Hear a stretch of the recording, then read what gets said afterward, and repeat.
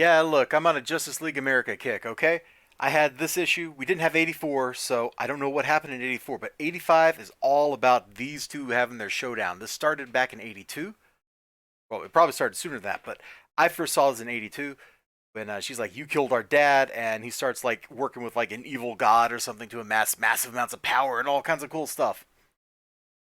I didn't really care about issue 82, but 83 put more juice into it, and now we're kind of like culminating in where this is going. Ice Storm. Great title for the book. So they must have started fighting in the previous issue. Like that must have been the start of the confrontation because we just jump right into a fight scene. Dudes, what more do you want in your comic books? Like we just immediately jump into a fight. This is February 1994, a mysterious time. Time lost to history. This is the only history we have in 1994. The Justice League battled guy with a staff. We're not sure who he was, where he came from, but he has a staff, he has magic, he has minions, and there's a lot of fighting here, man. This book also, like one of the B plot, like the A plot is definitely the fight against this guy and Fire getting her, or not Fire, Ice getting her revenge. The B plot is like Ted Kord's crisis of confidence in his ability as a hero, his ability to help people.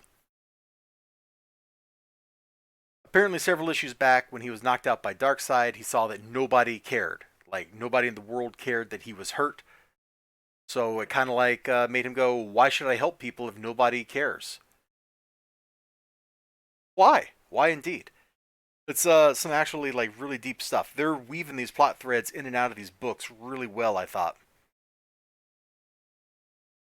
So Guy Gardner, being Guy, he's got his power ring, he's doing stuff, and he's like, I'm just gonna take this guy down. And then he gets hit in the back by a giant with an axe.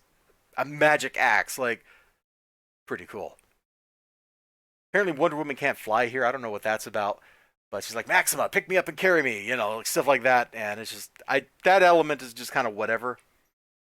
Kind of like how Fire doesn't have her powers in these issues. I don't know why that is. I'm missing some definite story stuff here. But we get a lot of plot, and you can kind of see like here's that Ted Kord like crisis of confidence stuff. Oh, Booster, Booster, you could be another Batman if you give yourself a chance. Booster, will you shut up and turn around? Bum bum bum! Right there, a whole bunch of the locals with weapons want to kill them. Uh-oh, hey, guys, and we're gonna kind of skip like some of the big fight stuff. Oh yeah, here's a Fire, her mom, Guy Gardner, discovering Ice, or Ice's mom, not her mom. Tell by the hair. Anyway, anyway, I wanted to just kind of like skip forward to when Ted Kord gets his groove back. So guys like, look, man, we're not gonna die today. Yeah, but we could get killed. Yeah, well, Superman got killed, and look how that worked out. Just stay calm. Stay calm? I can't stay calm. All right, you know what? I'm just gonna jump in there and beat them all up. And you know what? He does. I really like that. Blue Beetle's not one of my favorite heroes. Like, I don't know a whole lot of Blue Beetle lore. But what I do know is seeing this dude right here, it was pretty satisfying. This was a good emotional payoff right here. Now, of course, this whole thing just kind of leads up to the final confrontation. Brother versus sister, fate of the world. No, you will not break, or you'll break the staff. Oh! They have a final showdown. They get a good little fight sequence over a couple of pages. It's all very satisfying.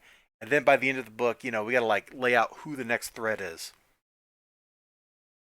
I had a lot of fun reading this. I thought everything about this was good. Like, a lot of these characters are not ones I'm super familiar with. They're not ones I care a whole lot about. Like, to me, Fire and Ice were always just those Justice League characters that were in kind of like the background. Booster Gold is haha funny guy, right? Ted Kord is just that guy that Max Lord shot in the head and killed. That's kind of how I view a lot of these characters.